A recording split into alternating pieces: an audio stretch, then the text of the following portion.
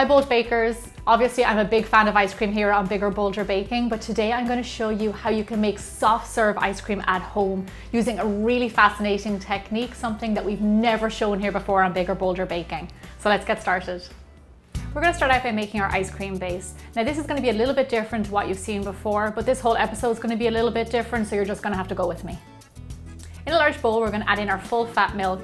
We use full fat because it's creamier. Next up is some dry milk powder. Now this is an important ingredient, don't leave it out, but you can actually get it in nearly all grocery stores. So in case you haven't heard of it before, look it up. I guarantee you it's in your grocery store. Next is our sugar, some fresh cream, vanilla extract, because we're making vanilla soft serve, and then some salt, because I always say everything needs salt. So these are the ingredients for our ice cream base.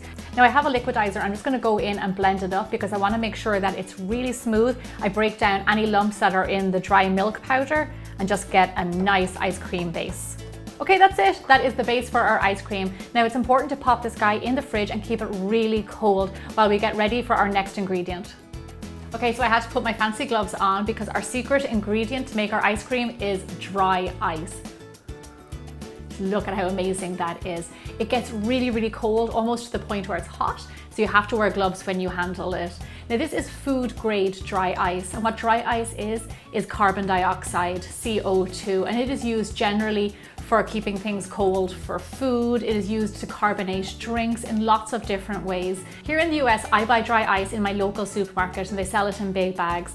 But depending where you are in the world, it is not always as available. So I suggest Googling it, see where you can buy it, and then go from there. Our next step in the process to making our soft serve is to bash up the dry ice really nice and fine. So I'm actually going to use an apron, but you can use a really large napkin. Just make sure it's nice and big to give you some room, and clean, make sure it's clean.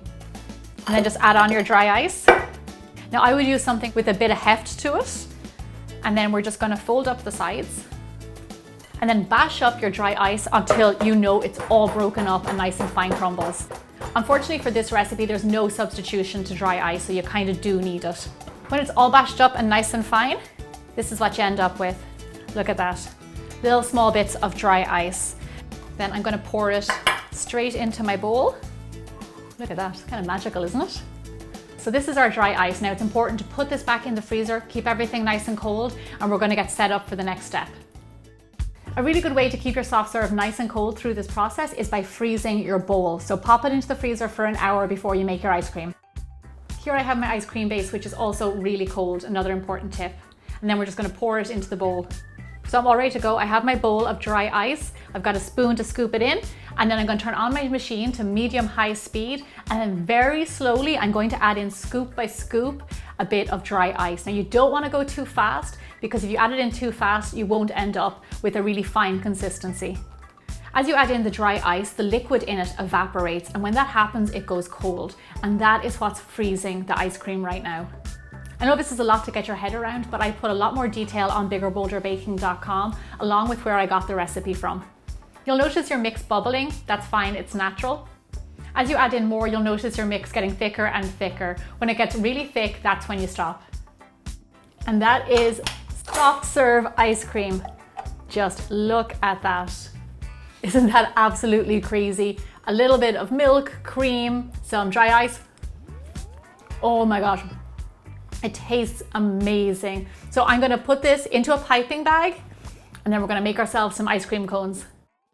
For your ice cream cone, you can always use store-bought, boo, or you can make your own, yay, with sprinkles and chocolate and deliciousness. I highly recommend these ones. I made these cones in a Bold Baking Basics episode, so make sure you check that out. To get your soft serve into your cones, I am using a piping bag and nozzle. Just going to make it really pretty and make it look like it came out of a machine. Okay, here we go with our soft serve ice cream. Stick your piping bag in the bottom of your cone and then fill it full of your soft serve ice cream all the way to the top. Who knew you can make soft serve in the comfort of your own home? Now this stuff is best eaten straight away. If you freeze it overnight, it can go hard. So I would say just dig in. Oh my gosh. Oh, that is some serious comfort food right there.